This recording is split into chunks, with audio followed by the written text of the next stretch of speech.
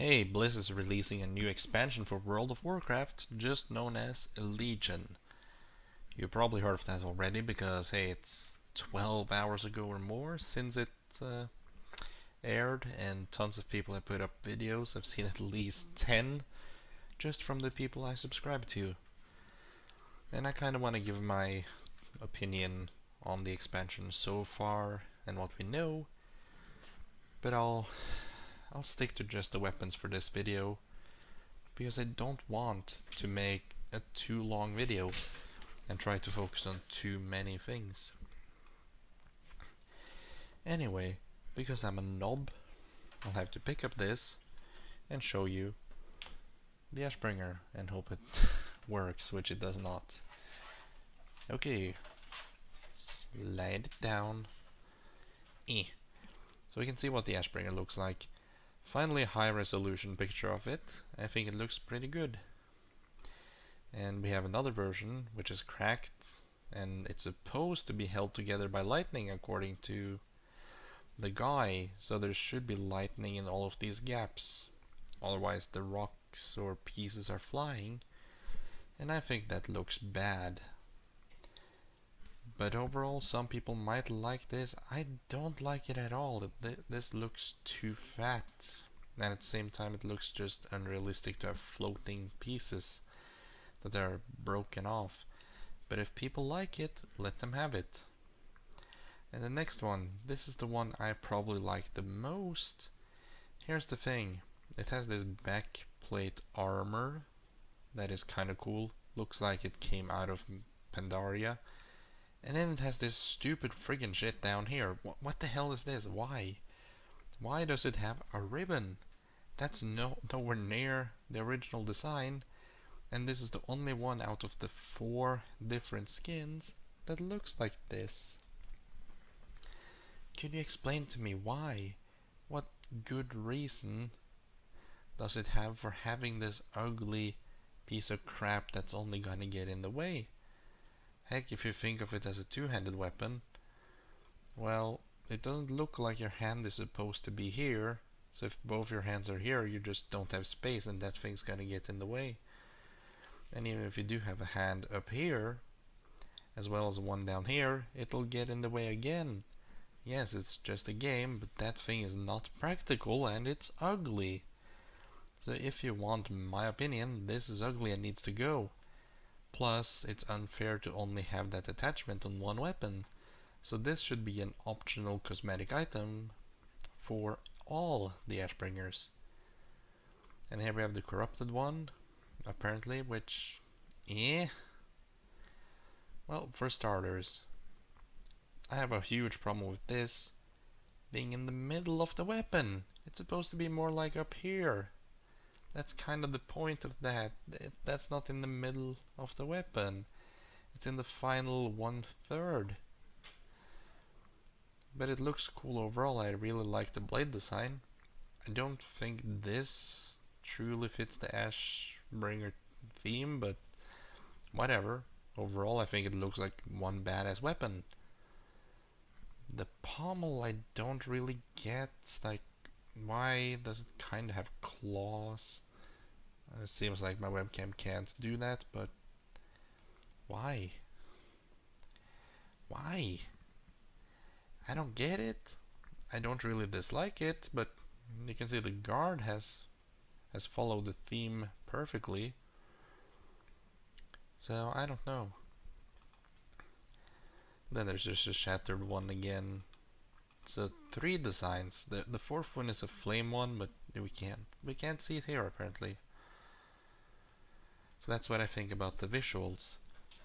But let's go into lore, a tiny bit of lore about the Ashbringer. The Ashbringer is both the weapon and the wielder of it.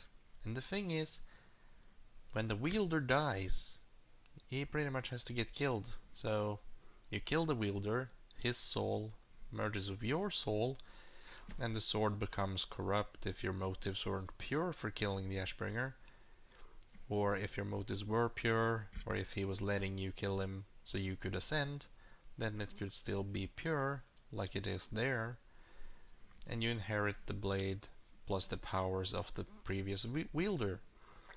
Now here's the problem.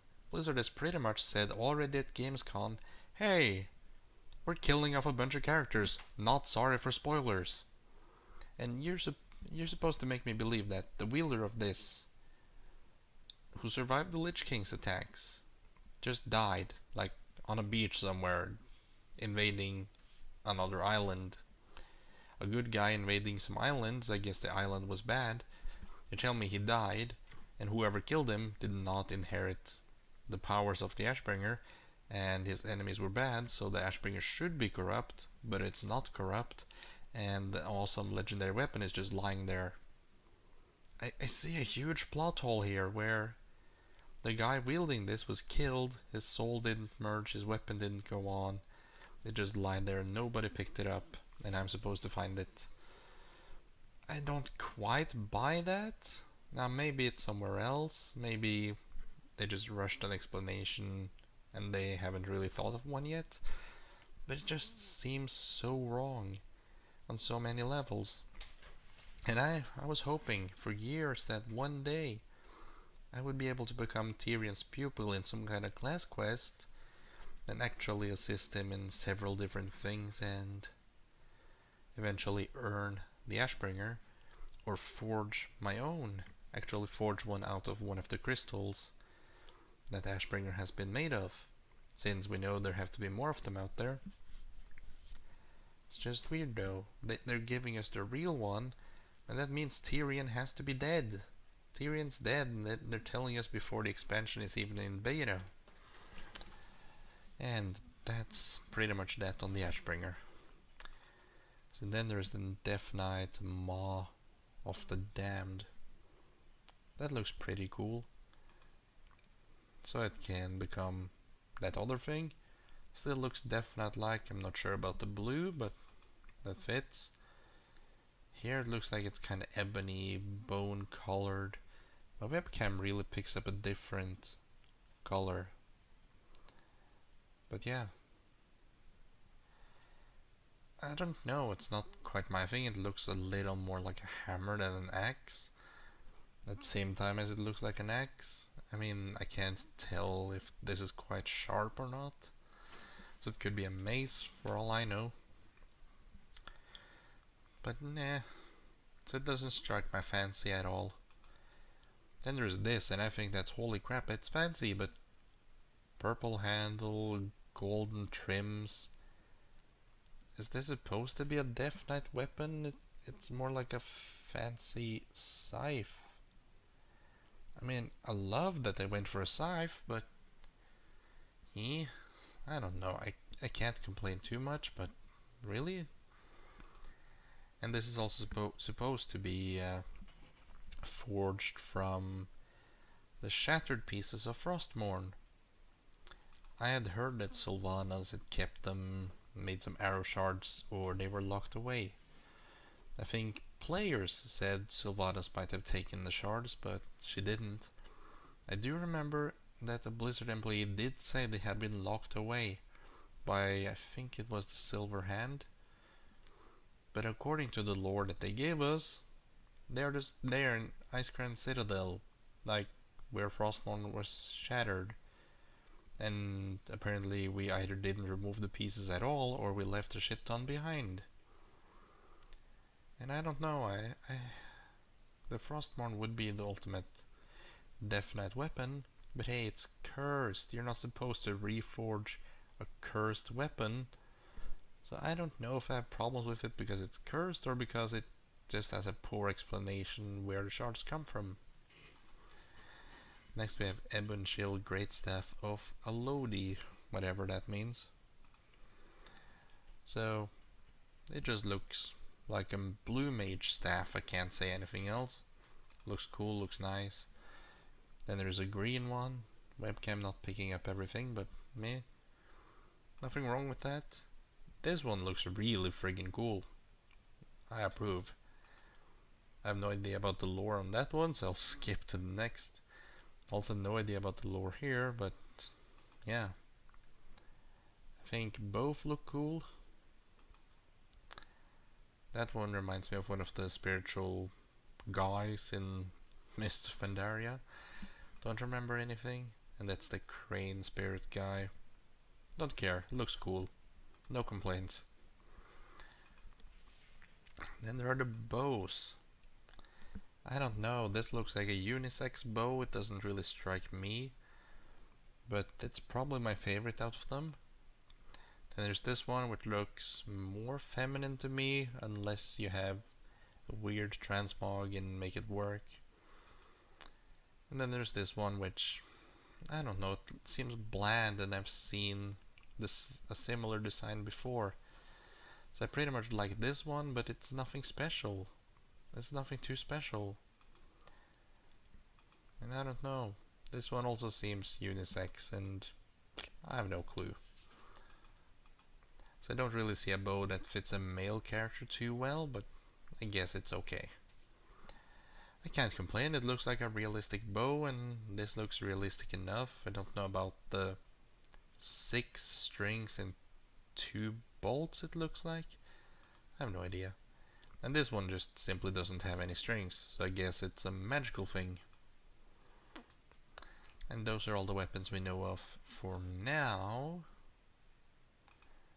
So yeah. And Anduin has aged up. So yeah. Those are pretty much my opinions on the weapons announced or the artifacts. I think there are some explanation that's necessary. But so far it sounds good. I mean, I nerdgasmed all over the guild chat when I heard about this. It's just the Ashbringer. I was like, what? Starting to caps lock in the chat. It's like, holy shit. And yeah, Tales of the Past, which is a custom, or should we say fan-made movie series for World of Warcraft. It has a lot of story about the Ashbringer, and that just got me all into wanting to be a paladin. I mean, since vanilla I wanted to be either a warlock or a hunter, but when I started in Wrath without my parents' permission, it had to be a paladin. And the Ashbringer was a lot of my inspiration for that. Now, I didn't really think I would get the weapon as much as I wanted it. I wanted it so much, in fact, that I cheated and I modified my player files so I could have the visuals of the Ashbringer as well as the tier 2 judgment armor. And at some point I noticed random people were running around with judgment shoulders and gauntlets. So I had to remodify the player files again to only have the currently equipped armor look like that. So yeah, it was just skins. I was basically editing the file to get skins, swapping skins of items, so I could look like the Ashbringer and be like, yay, I'm Blazer. And then they released transmogging before I rejoined in Mist of Pandaria, because I quit late in Wrath of the Lich King. Almost said Lich Queen, because I think Sylvanas is gonna be one. And that's kinda on my head, or on my mind. But yeah, I liked the Ashbringer a lot before. And I wanted to make my own out of a crystal just like the Ashbringer, but no, I'm gonna get the Ashbringer, the one that was in the hands of these lore characters that were really powerful and impactful and that I care about. Like Indarian. Do I even remember anyone else? Alexandros. I pretty much only know 3 people who wielded it, but yeah, there should only be like 3. Yeah, there are only 3 people who wielded the Ashbringer, but they meant something to me in both lore and in Tales of the Past. So I don't know, do I deserve this weapon? Probably not, but and Blizzard previously said that players were too weak to have these weapons, that they were way too powerful to be in the hands of players. But I assume that, oh hey, you're over level 100, so now you have the power to actually wield it. Well, that sounds kinda cool. And they're giving us up to, I think it was 36 different quest chains, for these weapons because it's one per spec per class. So that's an average of 2.8 different quest chains per class, I think. That sounds pretty good, but I assume that the beginning of these quest chains, the beginnings, will be different, then the middle will be the same for pretty much all of them, for the same class at least, and the endings are then gonna split into 3. That's what I think, because I don't think Blizzard, after having seen the past few expansions, will be willing to make 36 completely unique quest chains. Now I think at best we can expect like 10, one per each class, and then with modifications to it to fit the different specs. So some of the core quests will be the same, but you will have some extra on the side to just differentiate them so they don't feel exactly the same.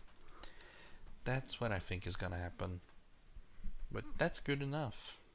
However, there are some weapons that haven't just not been announced. I'm kinda confused in a sense. Like, what about protection paladins and healing paladins? What about them? I mean, I kinda thought that, hey, we get the Ashbringer, we could reforge it into a one-handed weapon for protection paladins. It would make sense, it would be possible. But no word on that, and I don't think they're gonna do it. I mean, I have a feeling I know Blizzard pretty well, so it's gonna stay as a two-handed weapon. But for so long I wanted player custom weapons. As like with this expansion they could have done it. We could have forged our own relics and had a lot deeper content than just taking relics that are already here. So in that sense I'm a little disappointed, but I did not expect Blizzard to actually go to the level of making artifacts at all, so even though I should be bummed, I'm excited. And this seems like it's gonna be my best expansion, other than Wrath of the Lich King, which I loved. And to be honest, I played in Vanilla, Wrath of the Lich King, Mist of Pandaria, and Warlords of Draenor, and just Wrath of the Lich King was way ahead of all of them. And I think Vanilla, the original WoW, was second best. Especially if you count in the time that it came out and how good it was compared to all the other games on the market. It just didn't have competition. So yeah. So if this expansion is done well, I think it can rival Wrath of the Lich King, but it will have to be done well, and what I want for this expansion is for me to be immersed into the world, something I've not felt in Warlords of Draenor at all. And I really hope they do the mission table just like in the Garrison and with the followers, that the missions become long instead, so it's a once a week thing that I sit there playing a Facebook game, not sitting several times a day, like 5 times a day checking the mission table. No, I want to check there once a week. That's it. I want to play the game, not a mini game inside the game. And at least these class weapon quests will get me out in the world and explore and do stuff. The world is relevant again. Yes, love it. So yeah, I hope they make me constantly queue for battlegrounds and dungeons while exploring the world and doing my quests. Because that way I would actually feel like I could immerse myself in the world and feel part of it, instead of just feeling like I'm sitting here waiting for my missions to be done, because that's kinda lame. Anyway, thanks for watching this video, hope you enjoyed, and see you next time. Put some comments down below if you wanna say something that I missed, or complain about something, give feedback, or just talk about the expansion and your expectations. I do think absolutely this will be better than Warlords of Draenor, and I do want to pre-order it, but at the same time I want to wait. I want to wait until I know whether it's good or not. But I really did hear that they gave up on Warlords of Draenor so they could get more time to work on this expansion, and I think that's true. So yeah, I'll probably pre-order. If Blizzard then screws me over, I'll never pre-order from them again and they lose my trust. So yeah, see you next time.